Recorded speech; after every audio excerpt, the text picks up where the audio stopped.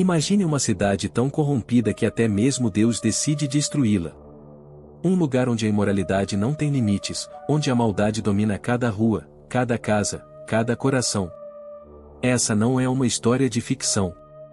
Essa foi a realidade de Sodoma e Gomorra, duas cidades que, segundo a Bíblia, enfrentaram a ira divina e foram reduzidas a cinzas em uma destruição sem precedentes.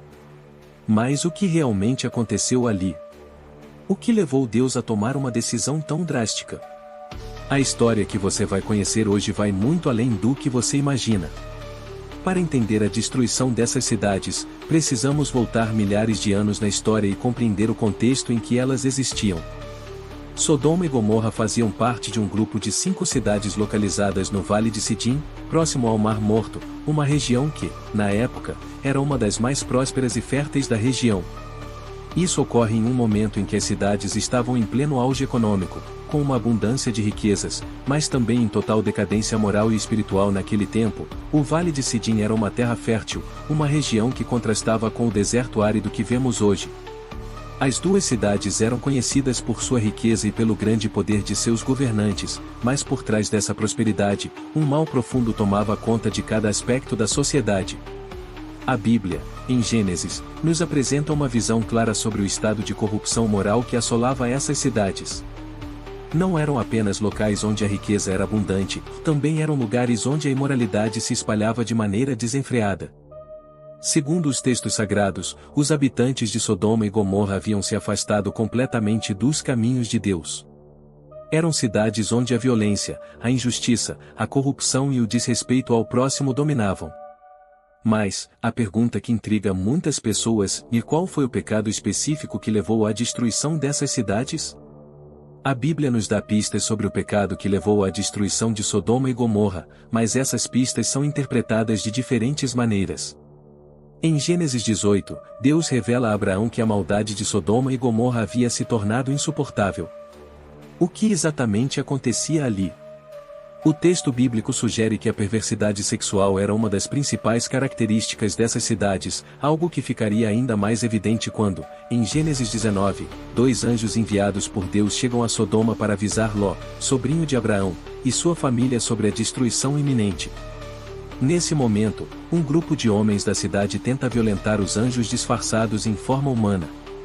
Esse episódio foi interpretado por muitos estudiosos como uma demonstração extrema da perversidade sexual que reinava em Sodoma e Gomorra. Contudo, alguns estudiosos argumentam que o pecado das cidades vai muito além disso. O profeta Ezequiel, por exemplo, faz uma análise mais profunda e aponta que o pecado de Sodoma não era apenas o comportamento sexual, mas também o orgulho, a arrogância e a falta de compaixão pelos necessitados. Ele diz que as cidades de Sodoma e Gomorra viviam em abundância e não socorriam os pobres e necessitados, ou Ezequiel 16:49. Este versículo revela que, enquanto as cidades eram prósperas, seus habitantes se tornaram insensíveis e indiferentes ao sofrimento dos outros. As cidades de Sodoma e Gomorra não eram apenas exemplos de corrupção sexual, mas representavam a falência moral em um nível mais amplo. A injustiça prevalecia, e as pessoas se tornaram egoístas, ignorando as necessidades de seus semelhantes. A falta de compaixão pelos pobres, o desrespeito pelos outros e o desvio dos princípios básicos de bondade e justiça foram aspectos cruciais que fizeram com que Deus tomasse a decisão de destruir essas cidades. A história de Sodoma e Gomorra é também uma história de misericórdia e de tentativa de salvação. Antes que Deus tomasse a decisão final de destruir as cidades, Abraão, o patriarca escolhido por Deus, ficou profundamente chocado e preocupado com a destruição iminente. Abraão sabia que, apesar da corrupção de Sodoma, havia pessoas boas lá, e ele não queria que os justos fossem destruídos juntamente com os ímpios. Em um gesto de compaixão, Abraão tenta interceder pelas cidades, pedindo a Deus que as poupe caso houvesse justos suficientes nelas. A negociação entre Abraão e Deus, conforme descrito em Gênesis 18, revela o grande coração de Abraão e a vontade de Deus em conceder oportunidades de arrependimento e salvação. Abraão começa perguntando a Deus se ele pouparia a cidade caso houvesse 50 justos ali. Deus concorda. Então Abraão, em um processo de intercessão, vai reduzindo o número de justos necessários para poupar a cidade de 45, 40, 30, 20, até chegar a 10. Deus promete que, se houvesse ao menos 10 justos em Sodoma, ele pouparia a cidade. Mas, como sabemos, a realidade era ainda mais sombria. Não havia sequer 10 pessoas justas na cidade. O destino de Sodoma e Gomorra estava selado. Com a decisão tomada, Deus envia 2 anjos para alertar Ló e sua família sobre a destruição iminente das cidades. Os anjos dizem a Ló que ele deve fugir com sua família e não olhar para trás. Essa instrução é crucial, pois a ordem de não olhar para trás simboliza o afastamento definitivo do passado pecaminoso, algo que, no entanto, não foi seguido pela esposa de Ló. Quando os anjos avisam Ló e sua família para fugirem, eles são alertados de que o castigo é iminente. A destruição de Sodoma e Gomorra ocorre com uma violência e rapidez inimagináveis. O fogo e o enxofre caem do céu e consomem as cidades em uma devastação total. Tudo é reduzido a cinzas, incluindo pessoas, animais e edificações. Essa destruição foi tão repentina e implacável que até hoje arqueólogos e estudiosos tentam, em vão, encontrar vestígios concretos do evento. O relato bíblico descreve a cena como uma destruição total, onde a mão de Deus trouxe juízo final para uma humanidade perdida. A cidade de Sodoma e suas irmãs foram consumidas por um fogo celestial que trouxe uma punição sem precedentes. A cena de fogo e enxofre caindo do céu é retratada como o ápice da ira divina, um sinal claro de que a maldade alcançou um ponto irreversível. Um dos momentos mais simbólicos dessa história é o destino da esposa de Ló. Quando os anjos ordenam que a família de Ló fuja e não olhe para trás, a esposa de Ló, com seu coração ainda preso ao estilo de vida que levava em Sodoma, desobedece à instrução divina e olha para trás. O resultado disso é imediato e dramático, ela se transforma em uma estátua de sal. Esse episódio tem uma interpretação simbólica profunda.